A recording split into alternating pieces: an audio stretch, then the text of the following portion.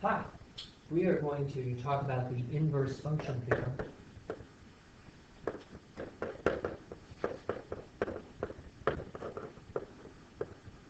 And the first part of what we're going to talk about is very theoretical. And for that reason, I'll try to highlight the most important pieces here. But in general, I would like for you to consider the whole bit of reasoning that goes into the inverse function theorem. And then after that, we'll follow with a quick example. The inverse function theorem states if f prime of x is positive on an open interval a to b, or if f prime of x is negative on the interval a to b. In other words, if f prime has a single sign on a to b, then we can draw two conclusions. Number one, f inverse exists, or sometimes we say it like this, that f is invertible, has an inverse. And second, more specifically, that the derivative of f inverse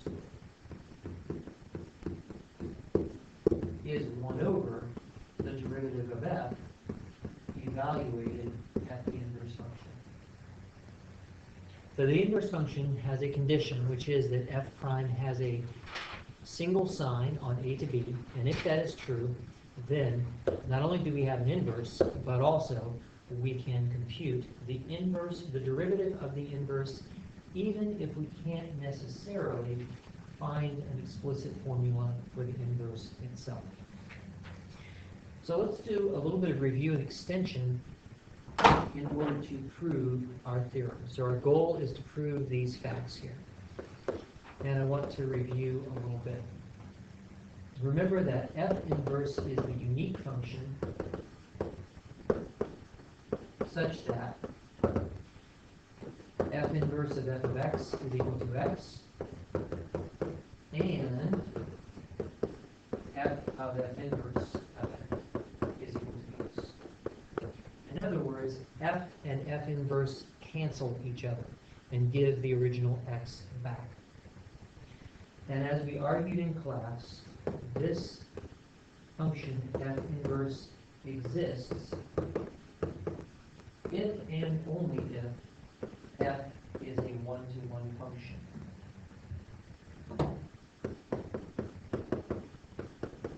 Is one-to-one.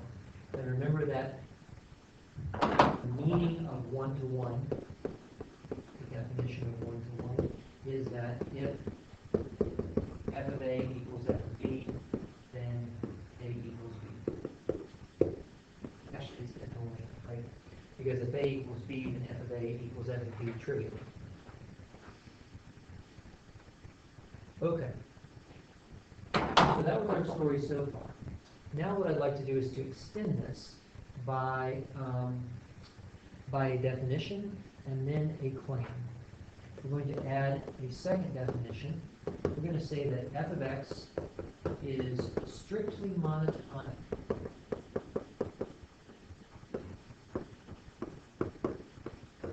Strictly monotonic on the interval a to b if f prime is positive on a to b, or if f prime is negative on a to b. And the picture that we have here is the picture of a function whose derivative does not change signs. F prime does not change signs and is not 0 at any point. So we can draw an example of a function whose derivative is positive on a to b. And notice that because the derivative is positive, the rate of change is positive. Therefore, it is fairly intuitive that f will be increasing. You may remember that from last year, or we will prove it later on. But for now, just take it as an intuitive fact.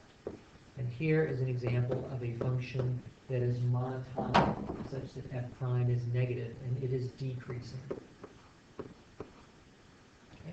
So both of these are strictly monotonic functions because their derivative does not change signs or become zero.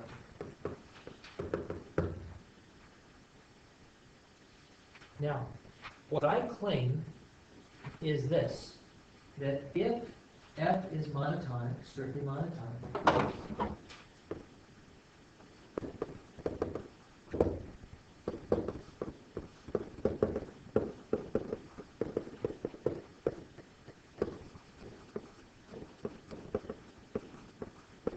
then f has an inverse, or f is invertible, or f inverse exists. This is the first part of our inverse function theorem. If f is monotonic, strictly monotonic, then f inverse exists. That's my claim. Now, why is this so? Well, actually, this is fairly straightforward. Let's take just the case of f prime being positive on a to b. And let's pick any 2 points, we'll call them C and D, in the interval a to b. And because f prime is positive, that means that f of d must lie above f of c. So the first step in our proof is take any c and d in the interval a to b. If f prime is positive, then if d is bigger than c, f of d has to be bigger than f of c. That means, positively,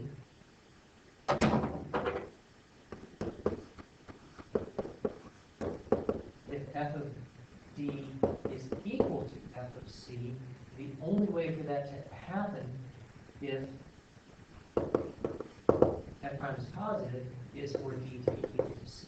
In other words, f is 1 to 1. And because f is 1 to 1, f inverse exists. So the thought process here is that the fact that my function is monotonic forces it to go up, or in the second case here, forces it to go down on the interval a to b, and that means that the only way for 2 y values to be the same is for their corresponding x values to be the same also. That's 1 to 1, and 1 to 1 functions are invertible. So that's the first part of our inverse function theorem. What about the second part, the derivative? My second claim is that the derivative of f inverse is the same as the reciprocal of f prime evaluated at f inverse. And to see this, we're going to go back to, we have a simple proof that goes back to the meaning of inverse. What it means to be an inverse is that f of f inverse of x is equal to x. Well, if I now differentiate both sides with respect to x,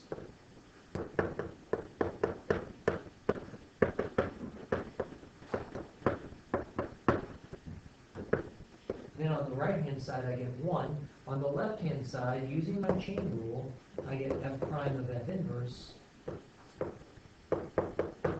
times f inverse prime, which means that f inverse prime is equal to 1 over f prime of f inverse, exactly as advertised. And we are done. So the spirit of this is that we use f to cancel f inverse and then differentiate both sides. That's our inverse function theorem. How does this work out in practice? Let's take, for example, suppose we have a function f of x equals x cubed minus 1. And now what we'd like to know is, what is the derivative of the inverse of f at 7?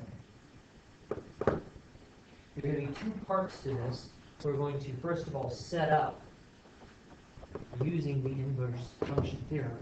And then we're going to evaluate by being careful to understand what the language means. Using the inverse function theorem, we can say that f inverse prime of 7 is the same as the reciprocal of f prime evaluated at f inverse of 7.